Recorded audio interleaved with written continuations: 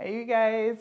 Okay, let me share something with you. I learned so much on my weight loss journey.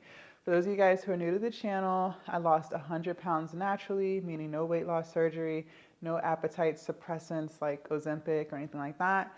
I changed what I ate and I started weightlifting. I have been vegan for 2.5 years.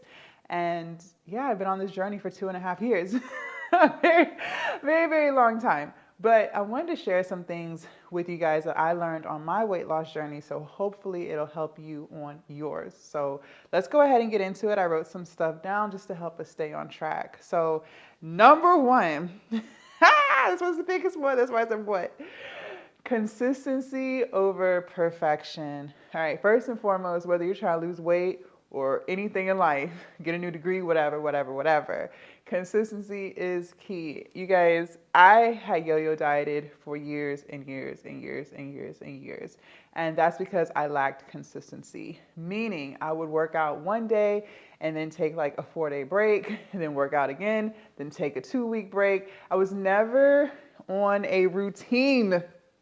I was never on a routine. I never created a healthy workout habit. On top of that, you guys, I wasn't consistent with eating right. And in order to lose weight, you have to be in a caloric deficit. Like, it's really that simple. However, I would find myself eating good and clean for 2 or 3 days and then 7 days of eating like crap. So therefore, I never really was able to lose the weight because I was never consistent. But this go around, I learned the power of being consistent. Even though you may have some off days, right? You may have days where you might overeat. You may have days where you don't work out. It's still all about consistency. Are you eating more days that are good? Or are you eating, I said that all the way wrong. Are you eating good most days and eating bad least days? I don't know why it's so hard to say, but you get what I'm saying. You have to be consistent, you guys. And that was one of the biggest lessons I learned. Stop trying to be perfect, just be consistent. Consistency always wins, okay? Number two, caloric deficit is key. So this go around, I hired a personal trainer. All the other times I tried to just do it myself, right? And in order to be in a caloric deficit, basically what that means is you have to eat less than what your body burns, with you just being at rest, with you exercising, whatever. So there are a lot of calculators online that will give you a roundabout number of how many calories you should eat based off of your age, your gender, your activity level, your height, all of that. So me and my trainer, we worked together and we determined that I needed to be eating about 14 to 1500 calories. This was when I was at my biggest. So my heaviest weight was 340 pounds. And I ate between 14 to 1500 calories a day. We didn't really track my protein like that. I guess I was around like 50 grams to 70 grams of protein, but it was never an absurd number of protein. I never ate 340 grams of protein like some people suggest, a pound of protein per weight. No. And I was able to build muscle just fine. I got strong just by being in a caloric deficit and eating 50 to 70 grams of protein. So that's just my story. But anyways, you guys, you have to be in a caloric deficit. If you're over that number, and you may have to play around with it, you might find that if you're eating 1500 calories a day, you're not losing weight. So then you might have to go down just a little bit. But in order to lose weight, you have to be in a caloric deficit. So if you're not losing weight, a couple of things. You're either not in a caloric deficit or you're so far along in your weight loss journey that your body has just kind of gotten used to what you've been doing, which means you've plateaued, and then you may just have to alter some things, like take 100 calories off of what you're eating, or maybe pick up your exercise to burn a few more 100 calories, something like that. But at the end of the day, it's all about calories in versus calories out. The next thing I learned, strength training is the best, okay? All the other times when I tried to lose weight and was unsuccessful, I was just doing cardio. I would get on the elliptical for about 20 minutes when I went because I wasn't consistent, but I would just do like 20 minutes on the elliptical and then I would go home. I never touched the weights. I never touched the dumbbells, none of those things. It wasn't until this go around when I hired my personal trainer, he prioritized weightlifting, and that's how I was able to lose the weight. There is cardio in weightlifting, first and foremost. Then on top of that, you have to build your muscle mass By doing that, you're going to increase your BMR, which is your basal metabolic rate. That's how many calories your body burns at rest. So the higher you can get that number, the more calories you're going to burn throughout the day just by doing nothing. And then you're going to lose more weight. When you're doing cardio, you're not building any muscle, so you're not increasing that basal metabolic rate, which means that you have to really stay at that caloric deficit, and you can't really waver and, not lose weight. Like, you know what I'm saying? Like, you want to build muscle mass. So the only way to do that is by lifting weights, strength training, and resistance training. The next thing I learned, sleep and stress matter. It honestly wasn't even until this year where I really started prioritizing sleep. You guys, sleep is so important when you're trying to lose weight. That's when your body is recovering. So if you are not sleeping 8 hours a day, you are not giving your body time to recover, to regenerate that muscle that you tore when you were in the weight room lifting your weights. On top of that, you guys, stress. What is the hormone? Cortisone, I think. The more cortisone that your body is releasing, the harder it is to lose weight. So you have to keep yourself chill.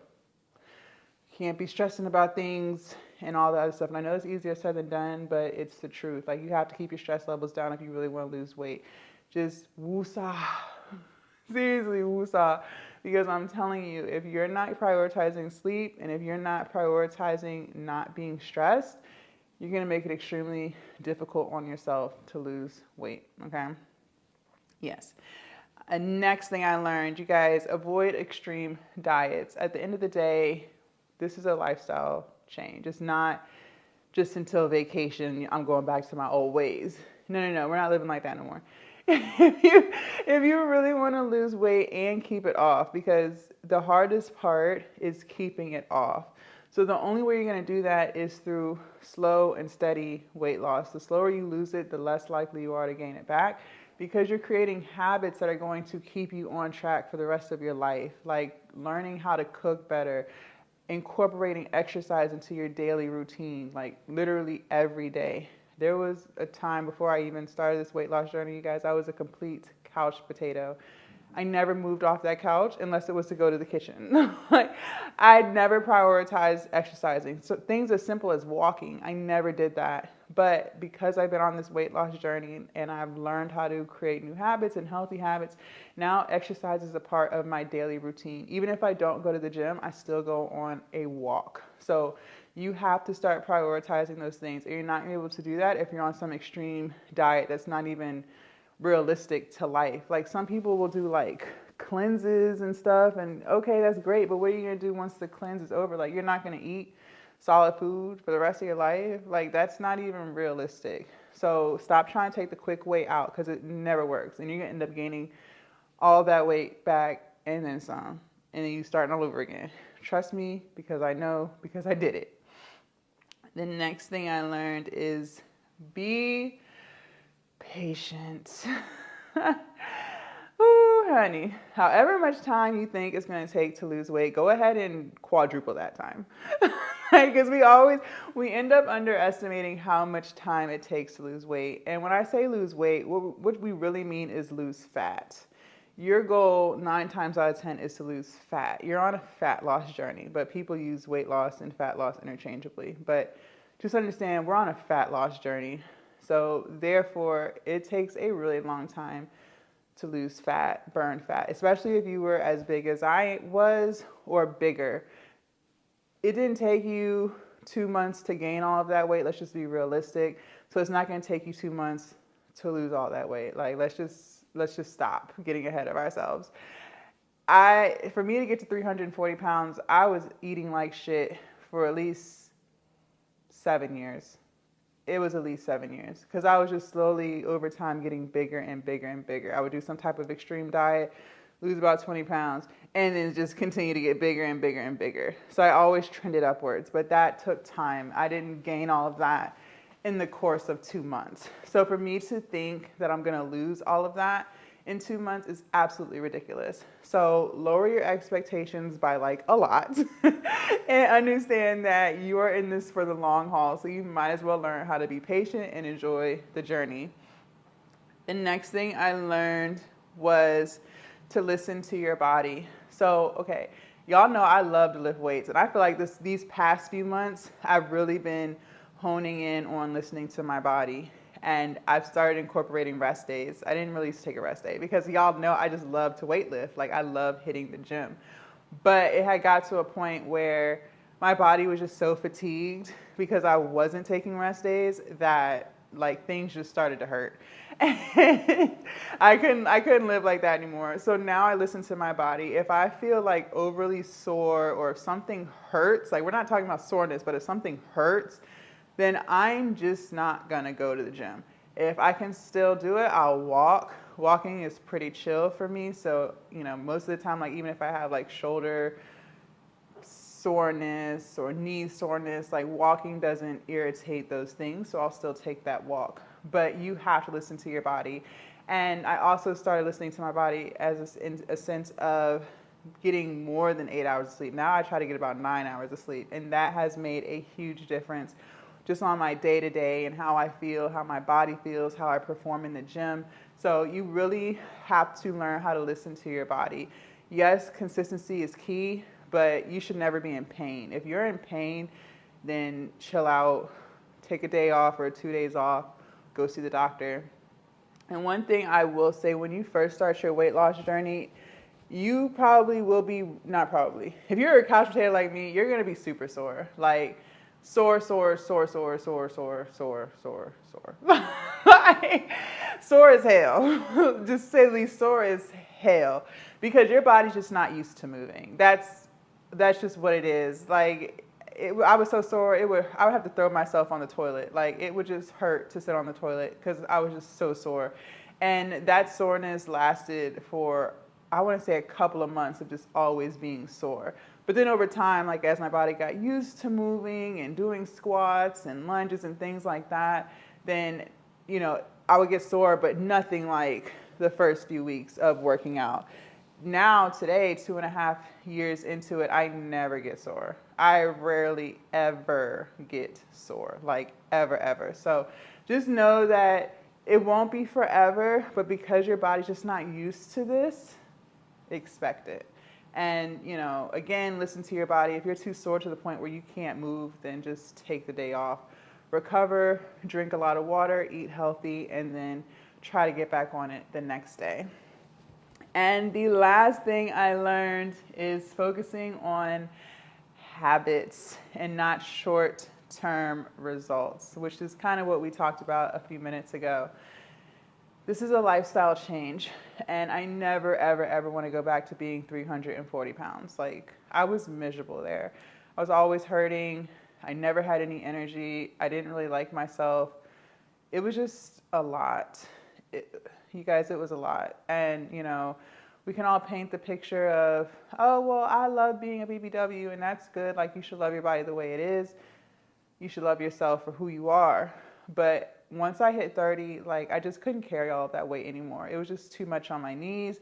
It was too much on my ankles. It was too much on my lower back. And I just had to change. And so to make sure that I never get back to 340 pounds, I have created healthy lifestyle changes so that I can stay healthy and stay at a weight like this where, I feel good every day. So I've been vegan for 2.5 years. I don't plan on ever going back to eating meat. I love my vegan lifestyle. I eat a lot of fruits, a lot of vegetables, a lot of things that keeps me energized throughout the day. I have lost a lot of weight being vegan, and this is something sustainable for me. I do not feel deprived. I don't feel like I'm missing out on anything. And I want that for you too. Whether you choose to be vegan, vegetarian, or continue to eat meat, at the end of the day, it's about finding recipes that you really enjoy so that even once you do get to your goal weight, you're still making those meals because you love them that much. When you're trying to just do quick fixes, you guys, you're not going to eat like that forever. Like, let's just be real. You're not going to eat like that forever. You're not going to just do juicing cleanses every day until the day you die. Like, nobody just wants a juice every day all day. You know what I'm saying? So it's best to just create new habits. Now my day is centered around going to the gym. Like, if I make doctor's appointments or hair appointments or whatever, like all that stuff is centered around my gym time.